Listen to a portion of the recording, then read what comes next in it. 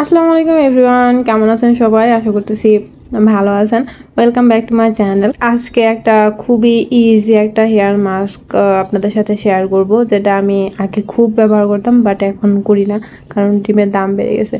আমার চুলগুলো প্রচুর পরিমাণ ড্যামেজ হয়ে গেছে, কারণ আমি চুলের যত্ন একদমই করি না। আমি শুধু মাথার কাছের এইটুকু চিরুনি করছি, নিচের সাইড চিরুনি করতে পারি না, কারণ চুল খুবই বাজে হয়ে গেছে। তো আমি এর জন্য নিব একটা ডিম।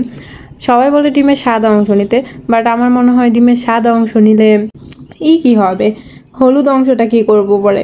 তো আমি সবসময়ই আগে আমি রেগুলার ইউজ করতাম ডিম, তো আমি সবসময়ই ডিমের ফুল অংশটাই নেই, সাদা হলুদ সবটুকাই নেই।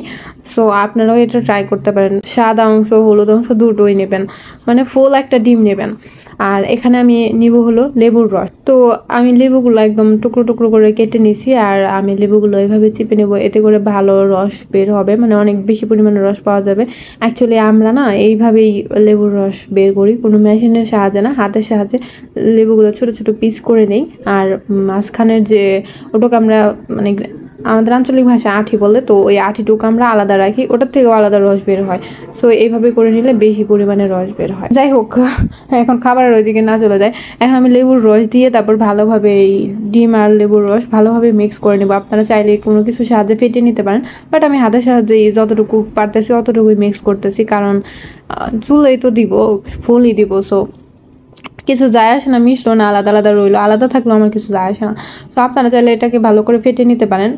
আমার আজকে তো আমি ফেটে নিব না, তো আমি এখন এটা না ফুল চুলে ইউজ করব, একদম চুলের গোড়া থেকে একদম আগা পর্যন্ত, কারণ আমার ফুল চুলই ড্যামেজ হয়ে গেছে, চুলের কালারটাও একদম ড্যামেজ হয়ে গেছে। চুলের কালার স্পষ্ট না, মোট কথা যে চুল উজ্জ্বল না, একদমই চুল ড্যামেজ হয়ে গেছে। সো আপনারা চাইলে কিন্তু ইউজ করতে পারেন। তো আমি এখন ফুল চুলে লাগিয়ে নেব।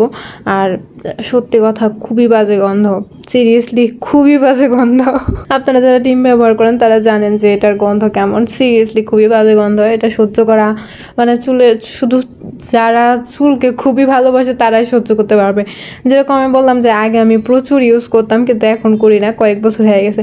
কারণ আমি আগে চুলকে ভালোবাসতাম অনেক, কিন্তু এখন ভালোবাসি না, এর জন্য আমি এই স্মেলটা জাস্ট নিতে পারি না, এর জন্যই হয়তো ব্যবহার করা হয় না। আর এমনিতেও ডিমের দাম বেড়ে গেছে না। তো আমি এটা অফ ক্যামেরাতে ফুল চুলে লাগিয়ে নিয়েছিলাম, আর 40 থেকে 45 মিনিট পর আমি এটা শ্যাম্পু করে নিয়েছি, কন্ডিশনার ইউজ করি নাই। আর আমি চুল একদমই চিরুনি করি নাই, কন্ডিশনারও করি নাই, চিরুনিও করে নাই। সো দেখতে পাচ্ছেন চুলটা কেমন ঝরঝরে মনে হচ্ছে না, চুলে কোনো জট নেই।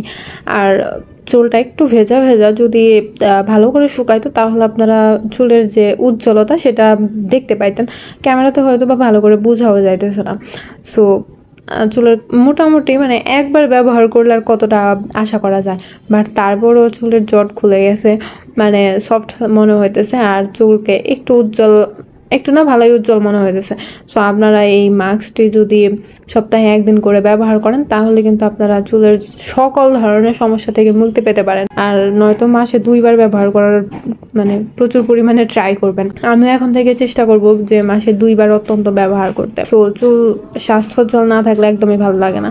ভিডিওটি ভালো লাগলে লাইক কমেন্টস ও শেয়ার করতে ভুলবেন না। আর প্লিজ সবাই আমার চ্যানেল সাবস্ক্রাইব করুন।